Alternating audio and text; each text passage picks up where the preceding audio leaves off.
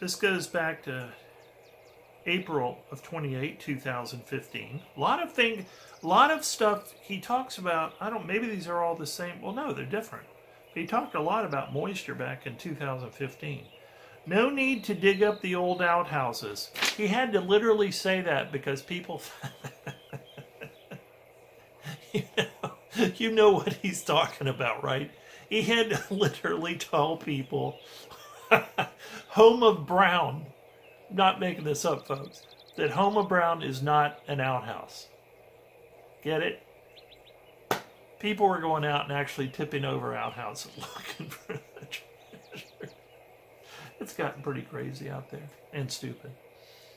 No need to dig up the old outhouses. The treasure is not associated with any structure. The treasure is not in a graveyard, and I know the treasure chest is wet.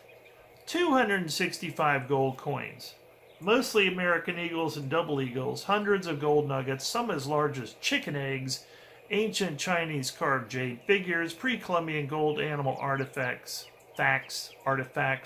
lots of rubies, emeralds, sapphires, and diamonds, and other things. All right, so now we're at July 29th, 2016. In your and the subject is wet, water, moisture. Is the treasure chest wet? And what does that mean? Forrest Fenn has said repeatedly, yes, the treasure chest is wet. He's also said repeatedly it's not buried. I believe he has said it's not underwater, but he has said, I know it is wet. He's clarified that, which to me said, since he said, I know, and it was in the May of the year in 2015 when he said that, made me, and I think at least one other person that I read a comment, think maybe it was because of the spring runoff with the snows.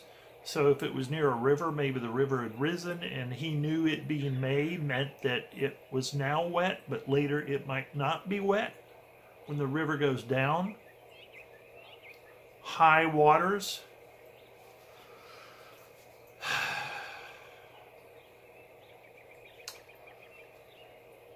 Oh, well, here we go. That goes straight to this interview. It's turned out to be kind of a very kind of centralized and good video. I'm not all over the place like I am sometimes. In your interview with New Mexico True Stories, you mentioned that you know that the treasure is wet. I checked out the date of that interview, and it looks like, well, here we go. I checked out the date of that interview, and it looks like you said that in a February, which could mean that you knew that it had snowed or rained at the site of the treasure chest, or simply because of higher water.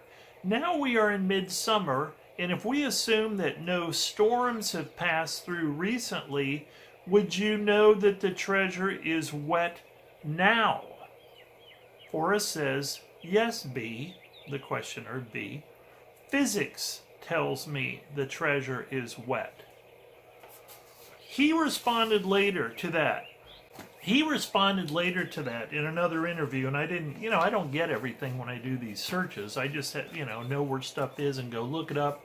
I have saved links, or I use TerryScan, and I just use TerryScan. But that whole thing with the physics, he once said, well, technically, if it was covered with stuff, or it was bare, if it was, I think he said something like if it was under dirt, and then people were freaking out about it being buried. And he said, well, no, if it had been covered up.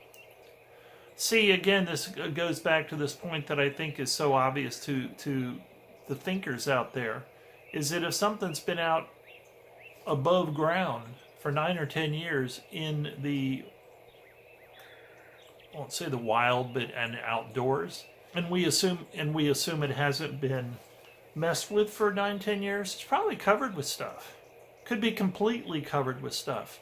And he was alluding to that once, and he said, therefore it would be wet, it would be moist, it would be covered with, let's face it, if something was in an area where there was dew in the morning, in the summer and spring, I guess you could say every morning the treasure is wet. It's covered with dew. It's covered with moisture. And that's what he used to explain that. So we get back to, does it mean it's underwater? Or does it mean it's the side water, or I'm pointing in the background, or does it mean it's just moist because of physics? You know, things outside are, you know, unless you're in a place that's extremely arid. Okay, here's a link where I don't have a date, but it's another. Okay, well here we're getting into a different. We're getting into broader concepts of what it means for it to be wet. As far now, where I believe my current solve, not necessarily the right solve, it's just my solve. It is near water. I'll just say that. You know, I'm starting to be less paranoid about it because it's just like none of us can. I can't even find my ass from my elbow. I don't even know my ass from my elbow at this point. I can barely find my way out and in my front door, much less find this treasure chest. So as much fun as I have doing this as a hobby, and as much fun as it really is, kind of to have something that really keeps my interest and keeps me, you know, well, I won't say up at night, but you know what I mean. Keeps my interest. I don't know till I get out there. I will tell you something I did recently. I went on, excuse me. I went on, I have a Oculus Rift. If you don't have it, it's wonderful. It's virtual reality. And I'm sure all the other virtual reality glasses are great too. And it's relatively inexpensive. And, you know, it puts you into this environment that is just very virtually real. And you have a total sense of the spatiality, that's a word, of being in a place. You can go and see people have done 360 with the cameras all the way around of being on Everest. And you literally are on Everest and you look down and there's gravel below your feet. And there's blue sky above when you look up. And there's all the way around, there's, you know, you're on Everest. I mean, it is so freaking cool. And of course, the little headphones, and so you get the auditory sense and all that, the stereo audio and all that. It's really wonderful. I got to tell you a story to tell you what a big wimp I am. I put on this. It was just they have a bunch of free things on Oculus, and so one of them was Scary Tales. Hey, honey. Both Belle and Tober are in here, by the way. Ooh, she's looking at Tober like he's up to trouble. Has he got the look, honey? You going back out, huh? She said, oh, now he's following. Yeah, he does have the look. Get ready for squeaking coming up. I can tell he's gonna play tag with her. Maybe not. Well, but anyway, folks,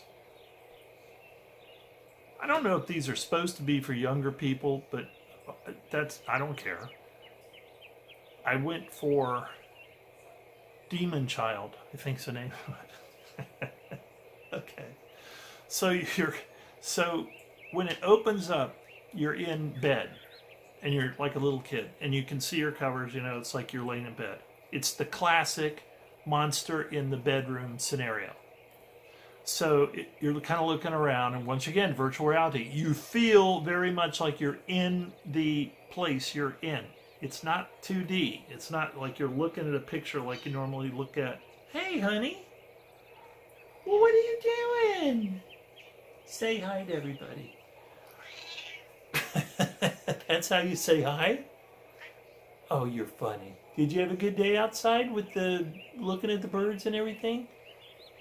Nobody got eaten today, right? Well, you're just a boob.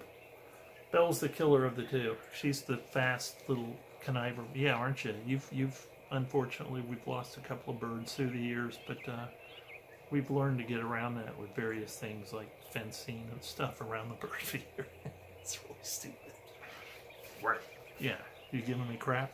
You didn't like that fence. You don't like that little tiny fence around where the birds are, do you? Makes you jump over it. By that time, they've already flown away. Oh, here comes Tober. Oh, she doesn't. He's right behind her. He's That was so funny. She came around, went around me. I picked her up. And then right after I put her down, she goes around, she's looking all over, and all of a sudden he comes out over here. He's looking for her. They're playing tag. Or as I also call it, Tober tries to kill Belle. Okay, so let's get back to the... so to waste time, hopefully when I have these, I can't help it. I get off on these things and I just find them so interesting. So anyway, you're in bed and you're a little kid, I guess. And so it's like, and all of a sudden the lightning comes through the window. Thunder and lightning comes through. So you look over. You look over at the window because you're in a room in your head. And it's all shadowy and dark. And then you look back because you've seen they distract you. You look over and all of a sudden you realize there's a little boy and he's on the ground with his back to you. And he's on the ground like he's hunkered down looking at something. And he suddenly turns around and looks at you and his eyes are glowing red and you're like, okay, big deal. I'm a grown man. I can handle it. It didn't really bother me. Then, though, he goes down and he kind of, let me see if I can remember it before I admit the most embarrassing thing of all. He goes down, that's right, and he kind of scuttles along the floor and you can hear him. And then all of a sudden at the end of your bed, he comes up and now he's down at the end of this fairly short bed and he's got the glowing red eyes and you can see claws on his fingers. I'm like, okay, I can handle that. That's no big deal. Excuse me. Then... but you're totally and I think he goes into a closet and then he goes through the hallway or something and comes around. Well, then he comes back in the room. The suspense is building. Then he comes in the room and he goes over and you're aware of him being on the left side of your bed down, like the old thing of there's something below the bed. But then, instead of doing that, he pops up on the left side. Now he's getting pretty close. He pops up on the left side of the bed. And he scuttles over the ceiling right above your head. Now, at this point, I kind of go, whoa. That got me going a little bit. Because, again, folks, I know some of you are going, oh, come on. You're in virtual reality. There's that reflex mechanism we all have where if someone comes up and they go like that in your face, you can jump. It's it's the way you're wired. But anyway, that got me going. Well, anyway, I quit looking at it because I knew the next thing that was going to happen was that sucker was going to literally just be in my face 4 inches away with probably fangs and all that. And again, it's not so much, I don't believe in little monsters. But I knew they were going to get me with that reflex mechanism. I said, "Oh, the hell with it." I'm actually admitting that to the world that I turned it off. Probably going to need to edit that out. Okay, so here's another interview. Schwartz says, "Here's a group of people talking about Fenn." Fenn is not in this interview. I think he's in the interview, but none of this. I'm not sure he's in this interview. But this is what they said, because it applied to something that's in Thrill the Chase. But it has people discussing this point. Schwartz says, just the poem. Right, you could do it with just the poem, but the book is kind of helpful. Brady says, kind of a guide. Schwartz says, here's a package that I've kind of kicked around. 2 people can... Here's a package? Yeah, here's a package. Here's a package that I've kind of kicked around. 2 people can keep a secret if one of them is dead. I dreamed the other night that I had been reincarnated as Captain Kidd. Well, now he's quoting Fenn from Thrill the Chase. And went to Gardner's Island looking for the treasure. It scared me so badly, it jarred me awake, and I don't remember if I found it or not. Gardner. That's kind of an interesting name. Brady said, Gardner Island? Schwartz says, yeah, it's kind of an interesting reference. Gardner is also the northern entrance to Yellowstone as well. There's a Gardner, Montana, So it's that, have you guys ever seen Yellowstone, those big pillars, and it looks like you're entering Jurassic Park? That's Gardner. I don't know. That might be something to lead people in a certain direction that the treasure may be in. He does refer to an island he does refer to an island, of course, in Thrill of the Chase, Gardner Island. Okay. This is one that I was talking with people on the net about the other day, and I interpreted a certain way, but I read what I read into it, not knowing what I was going to read later as I did the search for this video series.